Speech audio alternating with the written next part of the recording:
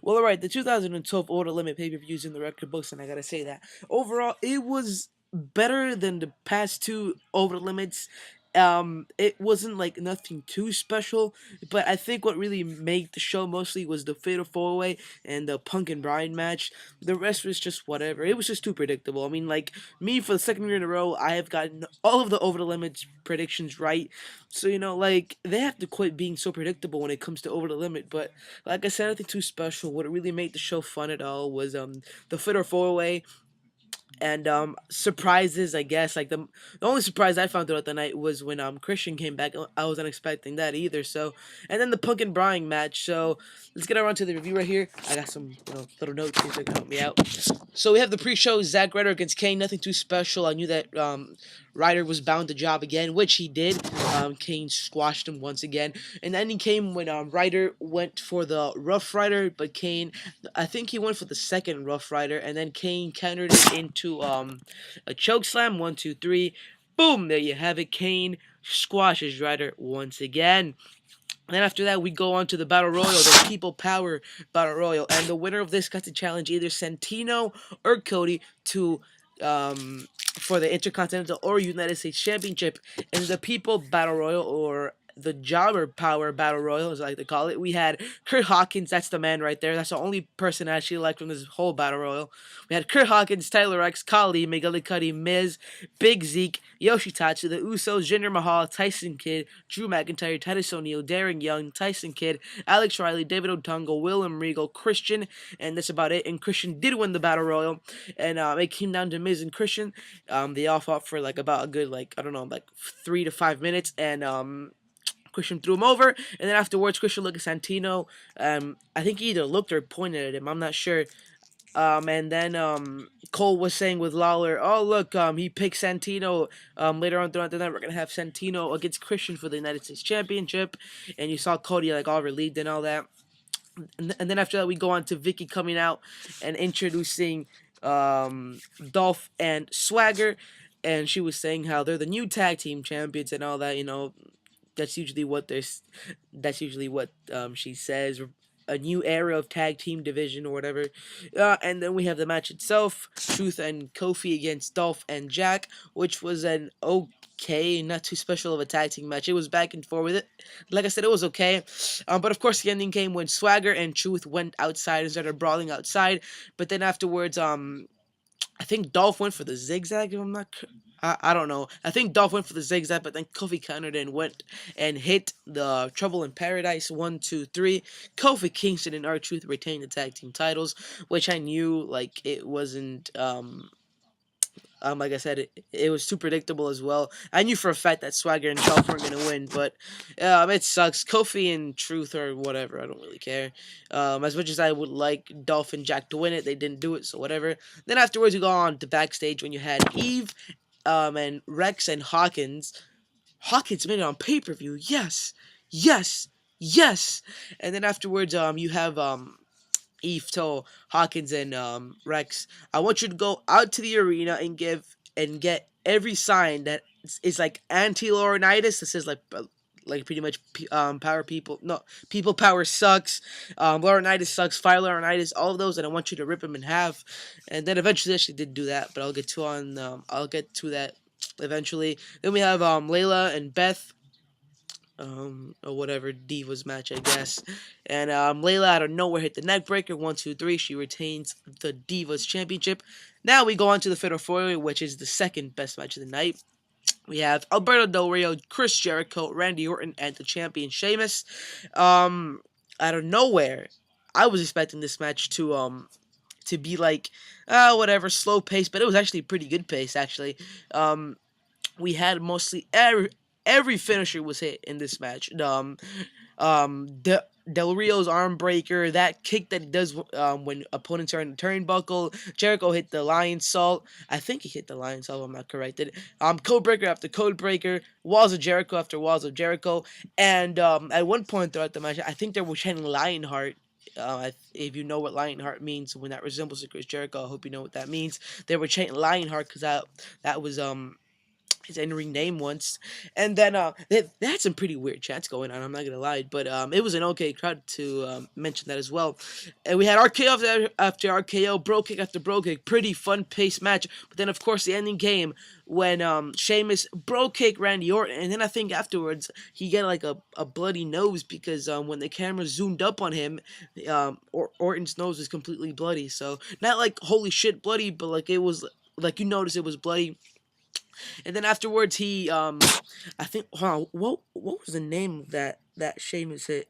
It's the Fallaway Slam. I know that it's the Fallaway Slam, but I think they called it white noise or something like that. I don't know what Cole said. I think it was either white noise or white sound. I forget.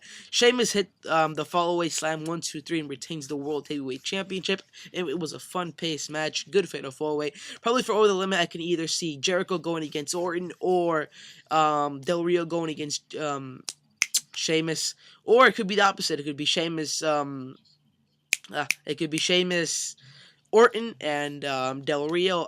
I don't see Del Rio and Jericho going at it, but I don't know. It could either be Del Rio, Sheamus, or Orton, Sheamus, but who knows? Overall, the Fatal 4 was really good, fast paced, and good paced. Cody Rhodes comes backstage with Eve, and they're pretty much saying how if Christian would have picked Cody, then Cody would have squashed him. It would have been completely easy to get rid of him and retain the championship. And then afterwards, Christian comes and said, "Oh yeah, well I changed my mind. I don't want Santino. I want you."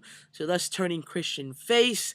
Then afterwards, we go on to Brodus Clay versus The Miz, and Miz was saying how Brodus Clay is a disgrace to wrestling and to the WWE itself, and says that he's a better dancer than Clay. And then he starts dancing. What the fuck? This guy goes from main eventing WrestleMania 27 to dancing and Over the Limit. Amazing. Okay, and then afterwards, we have the match itself, and then Brodus wins like Brodus normally wins. Nothing special about that. Poor Miz. Jesus. I'm sorry, Miz. I'm sorry.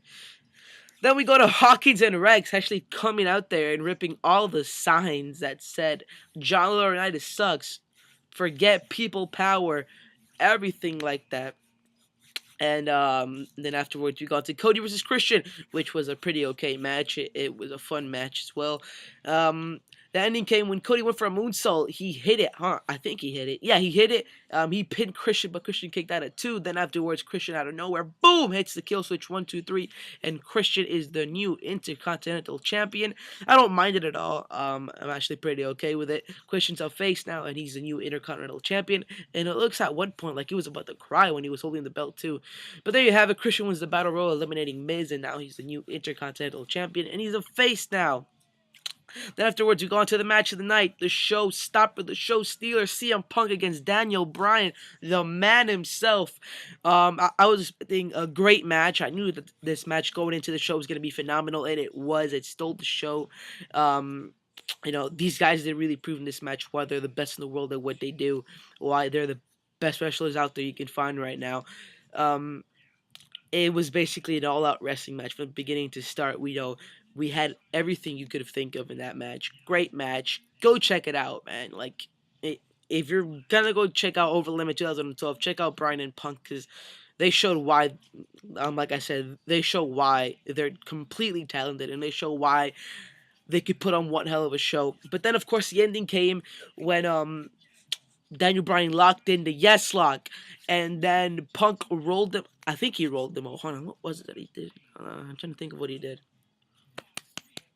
Oh my god. I think he rolled his shoulders over, and then he pinned Daniel Bryan 1, 2, 3, but then after the 3 count, Punk started to tap, and then of course you had Bryan thinking that he won, but then the referee declared Punk the winner, and then Bryan was like, "What the fuck? No, I won. He tapped. Didn't you see that?" And then obviously that leads up to a rematch, which I think will happen. It's obviously going to happen at No Way Out, but I think it's going to be submissions match. It was likely, since like Bryan said you tapped out, and then it could be put into a whole submission match thing.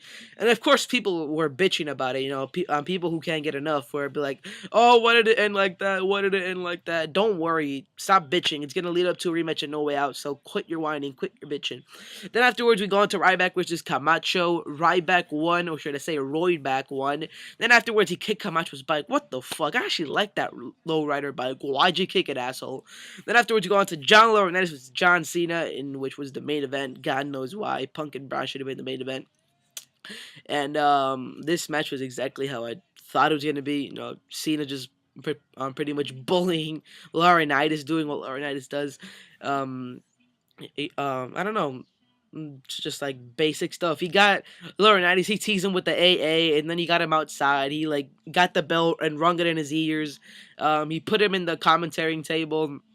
And like they made fun of like how Cole and Booker commentate, and then it go back to the ring. Cena gets water, pulls it all over Laurinaitis, um, and he like actually puts some on his pants as well, so it looks like Laurinaitis peed, but like he opened his pants and like that completely, as you can see obviously, but like he just put water in it, whatever, and then he actually got him in the STF, and Cena said if you survive this STF for 10 seconds, I'll let you go. And Laurinaitis survived the STF for 10 seconds twice. Then afterwards, the ending came when Laurinaitis booked it out of the arena. Big Show said, "Oh, hell no, get your ass back in there."